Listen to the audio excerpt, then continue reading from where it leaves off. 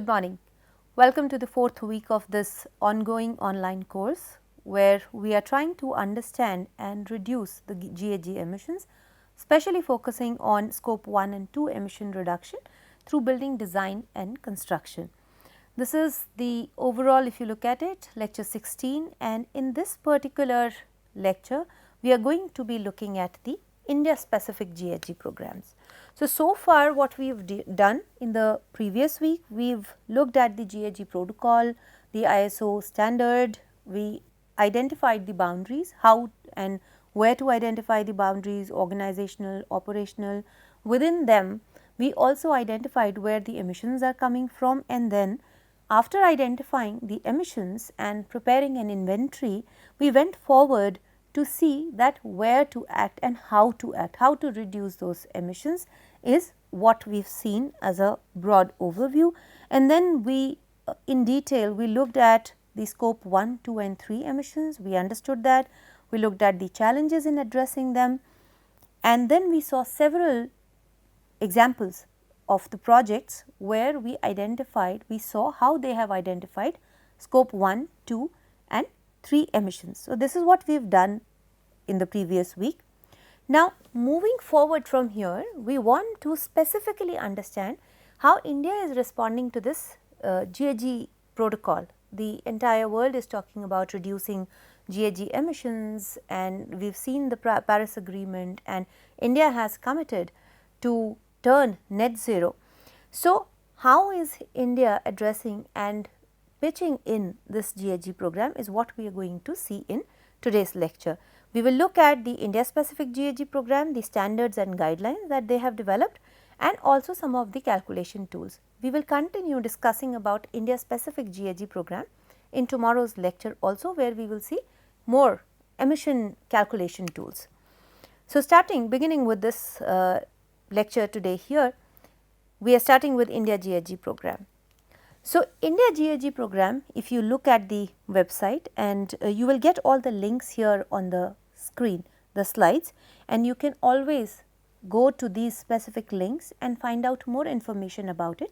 I am giving you an overview here, we are discussing the overview.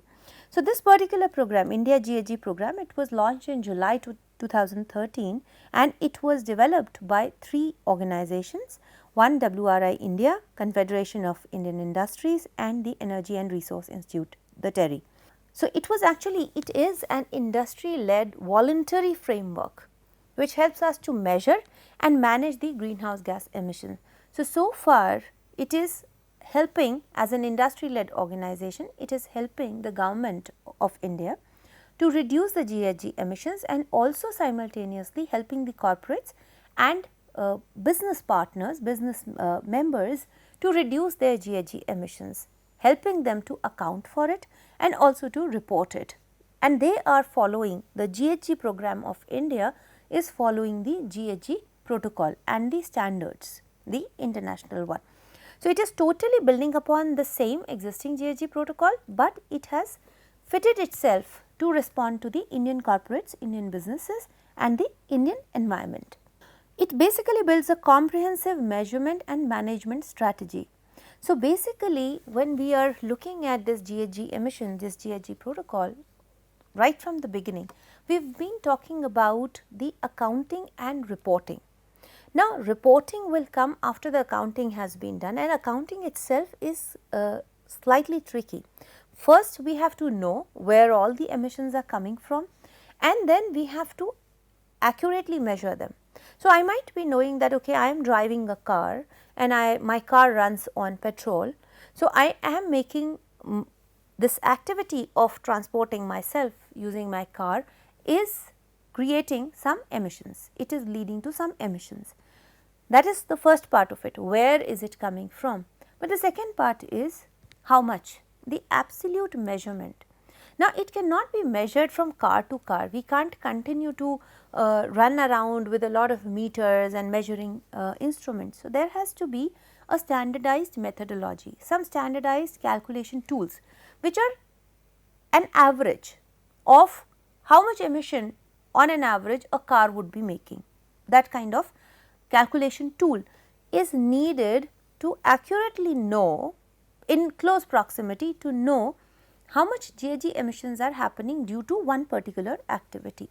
This is precisely what India Specific GHG Program is doing, and you can visit the website. And this program, as we have just talked about, is an industry led voluntary program. So, it was supported by a lot of NGOs, a lot of bigger organizations, but largely industry driven. So, we have Shakti Sustainable Energy Foundation. So, Shakti supported the creation of India GHG Program. The German Federal Ministry for the Environment supported it, the Nature Conservation and Nuclear Safety, and Firozshah Godrej Foundation.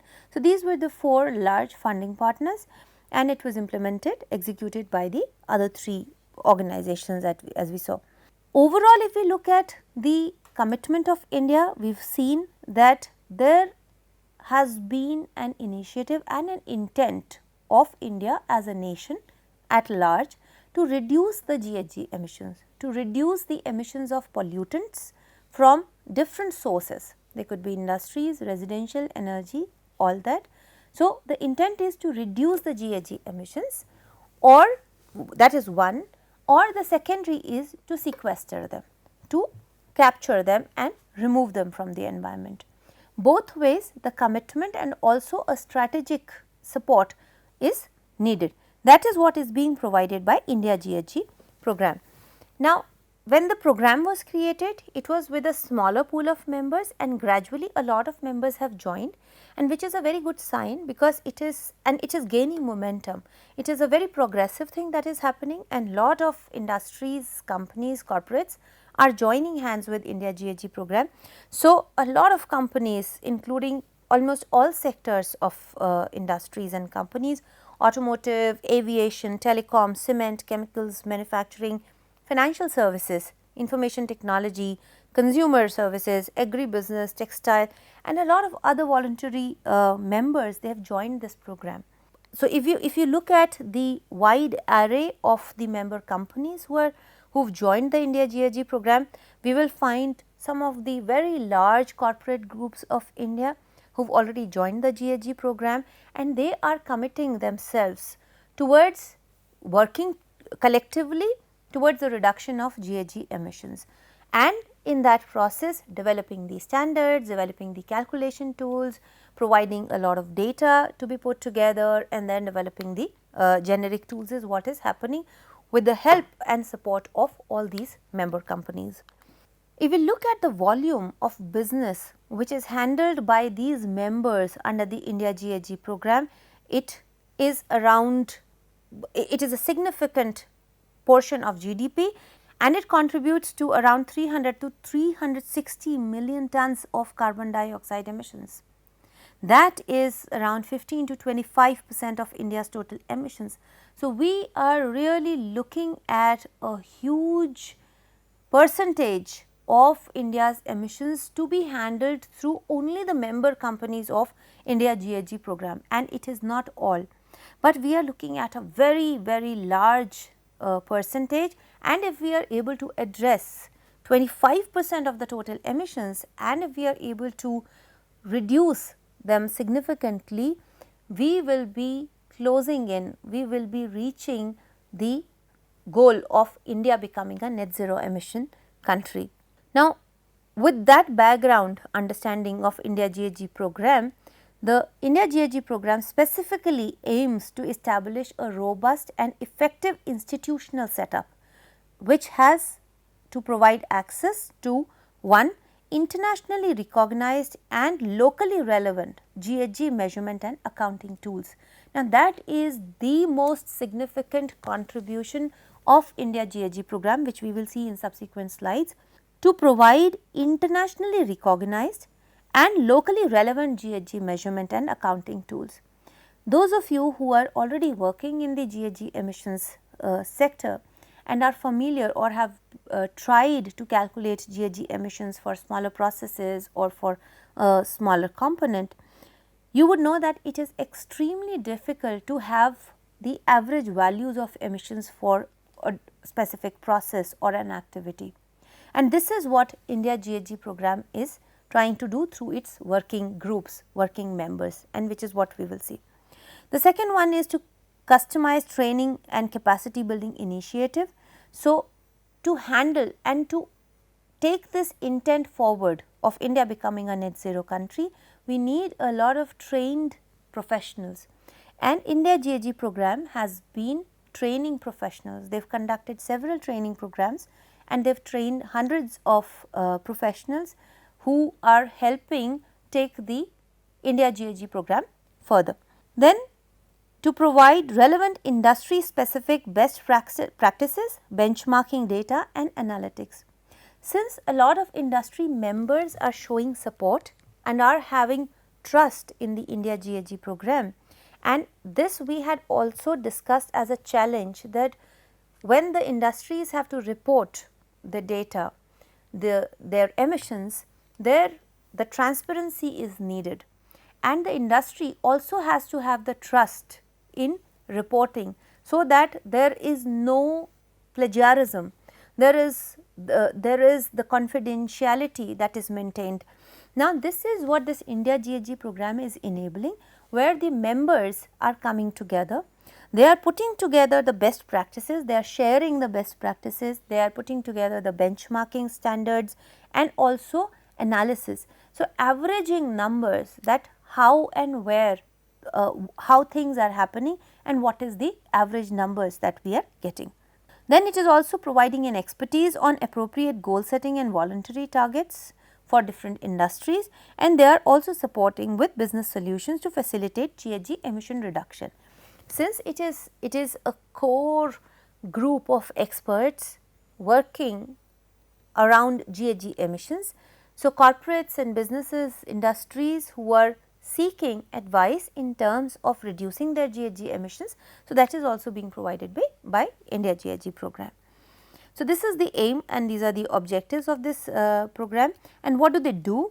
So, they basically put all these objectives together, that is development of customized tools, training and capacity building, policy engagement and peer engagement. So, policy engagement as an objective we have not seen, but when they are developing the customized tools, they are developing the standards, they are coming up with average numbers, they are helping the government towards policy making, towards policy engagement, and that is what, despite being an industry led voluntary organization, they are capable of doing, and they are helping the government in moving forward. So, if we look at each of these specific ones, so if we look at development of customized tools, we will see that they develop the customized measurement tools and also identifying the approach to calculate or measure the GHG emission. So, for each industry to calculate it, there could be several methodologies and there could be several approaches. So, they are developing the customized tools for each of this specific approach. Training and capacity building we have already discussed, and peer engagement. Since their member base is increasing, which we have seen, and a lot of best practices and experiences are coming together, are being shared. So, that is where it is making the progress faster by the peer engagement. And why are a lot of industries, corporates, businesses coming and joining India GHG program? Because it is a win-win for everybody. The nation has committed, India as a nation has committed to become net zero, and all the businesses and corporates gradually will have to reach that level, especially the bigger corporates will have to reach that level where they support the government's intent, and gradually they have to fall in line, even if it remains voluntary for the coming decade or so. So, the corporates have to do it, they have to demonstrate that they are reducing their GHG emissions, and this is a platform where they learn and contribute simultaneously. So, it is a co-learning model that India GHG program has developed. That is how it becomes more engaging and more rewarding for the members. And then policy engagement. Now, what are the outputs? We are looking at standards and guidance. So, there are several standards, there are 4 and they are interlinked standards, and they are coming directly following the GHG protocol, but they have been customized for Indian environment. The second one is calculation tools, measurement and calculation tools. The third one is the resources.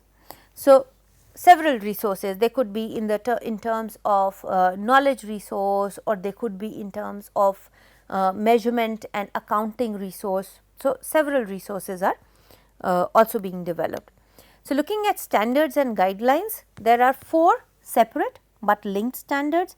The first one is project accounting protocol and guidelines.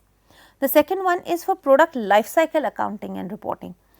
The third one is corporate value chain accounting and reporting standard, that is largely focusing on the scope 3, the indirect emissions, and the last one, which is the corporate standard, is for corporate accounting and reporting. So, these are the 4, they are interlinked. Sometimes all 4 might be in use, sometimes one might be the prominent used one, but it might be taking excerpts or recommendations from the other standard. So, that is how it is currently working. Now, looking at the current scenario of climate change and how India is responding to it and what are the challenges that India is facing, very simply putting it in numbers, the World Bank has studied and has estimated that India will need approximately 70 to 100 billion US dollars every year till 2050 to meet the current and future climate adaptation needs.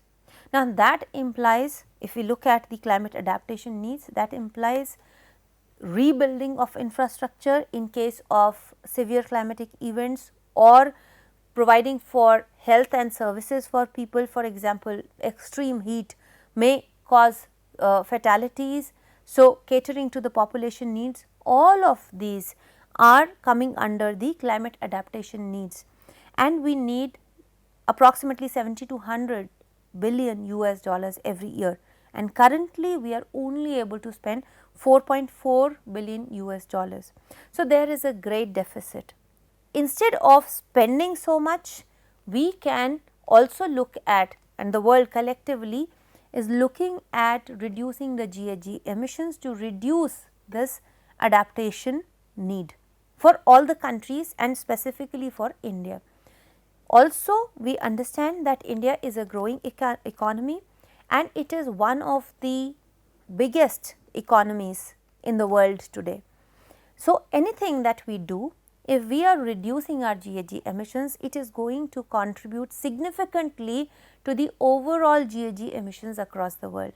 So, that is why India has taken step forward, it has committed to reduce its overall emissions, and hence this India GHG program is helping towards it. And the corporate sector can play a significantly large role, because one, to continue the economic growth, we need the corporate sector and the businesses to flourish, but at the same time they are also responsible for a large part of the emission that the country has as on date. We have already seen that they are responsible directly for 15 to 25% of GHG emissions plus the energy emissions that are there. So, overall approximately 38% of greenhouse gas emissions in India, they are coming from energy generation and industrial and commercial users. So, that is the industrial and commercial users are consuming about 76% of this energy, that is what we are talking about, and then we have residential and other sectors as well. Overall, if we are looking at addressing the businesses and corporates, businesses and industries, if they become responsible and they reduce the GHG emissions significantly, the overall GHG emission reduction target of India will be easier to achieve, is what we are understanding through this particular program. So, besides these standards and guidelines that have been developed by India GHG program, they also have developed some very robust and useful calculation tools. So, what they are really doing, they are easing the whole process of accounting and measurement. So, for example, I am a smaller industry, I am an industrial group, a company, maybe I have a very small blast furnace that I am owning, single industry. I am aiming at reducing the GHG emissions in my industry, but I do not have enough resources to dedicate towards research or to hire the consulting services to know where all the emissions are happening and how can I reduce that further. I can invest in reducing the emissions, but accounting and measurement is the first step that I need to know. So, that is what is being supported by these calculation tools. So, for any industry, calculating the total amount of emissions, there are several steps to that. There are multiple processes put together in an industry, and for each process there are multiple steps. Here they are, the India GHG program is putting together working groups and they are establishing these steps for anybody, any corporate to follow the relevant standards. So, each of this tool, it is a collection of large data set, best practices, and then they have benchmarked the data, averaged it out, at the same time all throughout following with the principles and guidelines of GHG protocol. So, and then they have developed these tools which are also tested by the industry experts, not just the working group, but the industry experts are testing them and validating them, and that is how it is available to people. So, if we look at the kind of tool sets that they have developed, there is a large variety of tool sets which are there. Industry specific, for example, aluminum. So, specifically for manufacturing of aluminum, the kind of emissions that are happening, what all, from where and how much is what we can see in these tools. For example, manufacturing of cement. So, there is a specific tool set for cement industry. For example, iron and steel, pulp and paper, refrigeration and air conditioning equipment, semiconductors, wood products. So, for each of these sectors, they have been able to develop tool sets. There are multiple tools within each tool set kit for an industry, for a sector. So, that is what they have developed. I am just taking you through some of them to give you an idea of how these tool sets are working and what all is covered. For example, this Adepic acid tool. So, it is basically calculating the amount of nitrogen oxide emissions from adipic acid production. So, if we look at the simplified equation, it comes to the NOx emissions as a resultant of adipic acid production, and this emission factor is the biggest contribution of India GHG program. One can, this equation looks very simple. One can know that okay, the emissions, the NOx emissions are directly related to the amount of acid, adipic acid that is being produced, and there must be some emission factor. But how is this simplified equation coming and what all is going in these emission factors? So, they must have gone through several steps. So, adipic acid is produced in multiple steps. So, through each of these steps, what all gases are released, or if we are specifically looking at NOx emissions here, how much of NOx is produced in each step. So, emission factor for the total 1 unit of adipic acid produced is the emission factor that we are talking about here. So, this is what they have estimated, and so we have the production in metric ton units which each industry can put very simply. Emission factor is given, and then we also have the account for if there is certain percentage of emissions which is abated, which is sequestered or cut off by reduction technologies and practices. So, this emission factor is the standard emission factor, but if certain company has already gone ahead and put to use certain emission reduction technologies already in place. So, the fraction that is reduced is the fraction that is abated, which has been accounted for here, and then the utilization factor. So, for this fraction abated, maybe that the technology is not in use full time, it is only during certain times of the day or during the process that it is utilized.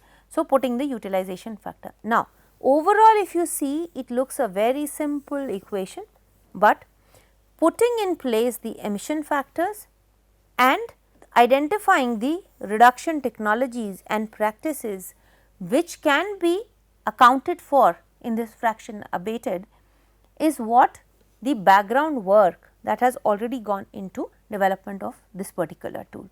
Now, if you look at this primary aluminum production and the carbon dioxide and other emissions that are resulting from it, we can see this is the basic flow chart, the decision tree, and we would also see where all the emissions are happening. And through this basic flow chart, further are linked several detailed equations, each process resulting in certain kilograms of carbon dioxide or any other gas, and then their equivalent global warming potential. So, the oval or their carbon dioxide equivalent is how we are calculating the GHG emissions. So, this is how the tool sets have been developed. Several tool sets, for example, for ammonia they have developed a tool set, for iron and steel sector they have developed the tool sets, and also not just one single approach, there are several approaches that are there. For example, here there are two methods that have been, there are two approaches that have been used. One approach is by estimating the amount of iron and steel that is produced, and the other approach is to know the quantities of reducing agents and blast furnace additives. Either ways, the calculations are going to come the same, but depending upon the ease of data procurement, and industry can go with any of these approaches. So, for each sector and the tool set, there are different approaches that have been used, and that is what we will see in the tool sets here. So, and then there is a tool set for cement, again two different tools for calculating GHG emissions from cement manufacturing, and this is such a vast resource that we are talking about. It is putting together a lot of data together in one place and then putting to use. So, if we are talking about life cycle calculations, if we are talking about greenhouse emissions, all of that requires this data. And almost 2 decades back in our country, we had very little of this data that was available, and today this is a huge data set that we are talking about, and it makes the overall GHG emissions calculation and then reducing the GHG emissions much easier with the help of these tools. So, we have for transport emissions, for power sector, and there is also a corporate tool which is called a do it yourself GHG accounting tool, which the corporates can use. So, for some sectors they have already developed the tool sets, and for certain other corporates a do it yourself GHG accounting tool has also been made.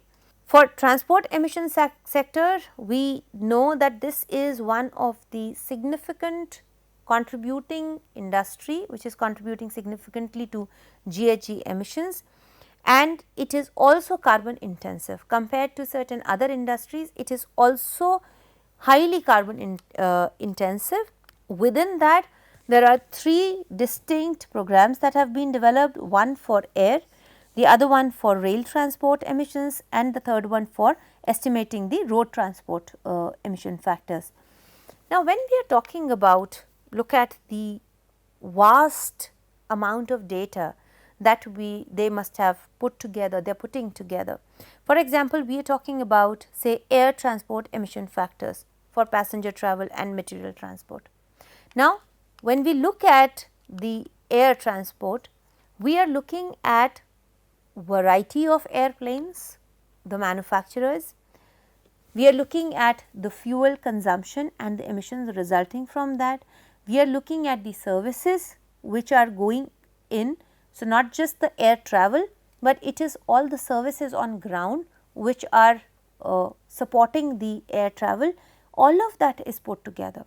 So, what the process that they have used is to identify and to formulate a working group. For example, here for India specific air transport emission factor calculation and development of this particular toolkit, They have put together Jet Airways, Delhi International Airport Limited, Airport Authority of India, IOCL, SpiceJet, Aramex.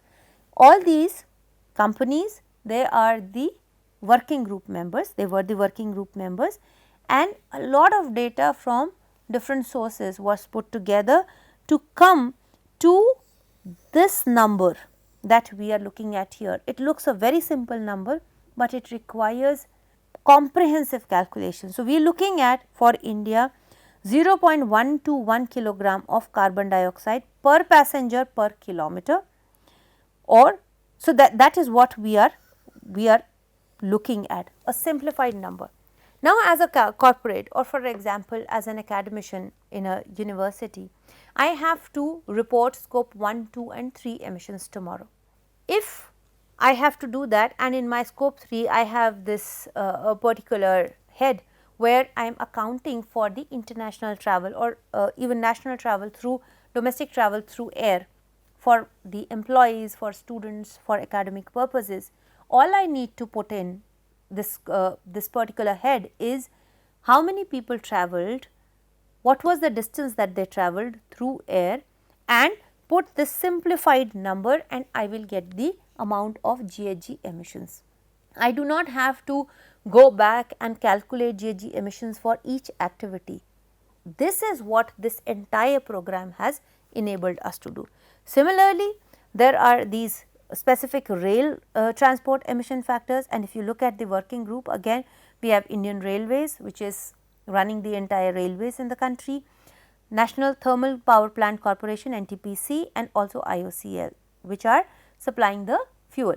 So, these 3 working group members have put together the number, and here again what we are seeing, the for passenger transport in non-suburban areas, it is coming to be a very small number, but this much kilogram of CO2 emissions per passenger per kilometer, and for suburban areas it is coming out to be this, and for material transport this is the number. So, if I know, again taking the example of an academic university, if my employees, students are travelling by rail, I know how much emission is being put into the environment, it is being released into the environment, and the same is with the road transport. So, for road transport emission factor determination, ACC Limited, Tata Motors, Bajaj, Hero Motocorp, Ashok Leyland, all big companies, Mahindra and Mahindra, NTPC, IOCL, they have all been part of the working group, and a lot of data has been put together to come with these, to come up with these numbers, simplified numbers. Different types of cars, different types of 2-wheelers, 3-wheelers, freight vehicles. So, different types of vehicles and also bus, and all we have to do is we have to identify the right type of vehicle and know how much was the distance that was travelled, and this is what we will get, which is identifying specific vehicle type, the total distance covered, multiplying it by this simple emission factor, and we will get the GHG emissions. So, this is the activity that we are talking about when we say that we have to clearly develop the inventory and calculate, account for the GHG emissions that are being released by each company, each corporate. So, this is what India GHG program has enabled us to do. Similar tool set is available for power sector, and another one that I was mentioning, do it yourself GHG accounting tool. So, any corporate can use this tool. So, it is available in Excel based format and also a web based format. There are different activities that have been given as prospective inventories, and then you can select the exact inventory type that is relevant to your business, and it gives you certain emission factors, and you can put in the data and get the resultant GHG emission factors. So, I will stop here discussing about India Specific GHG Program today, and we will continue this discussion further in tomorrow's lecture. Thank you very much for being with me. See you tomorrow. Bye bye.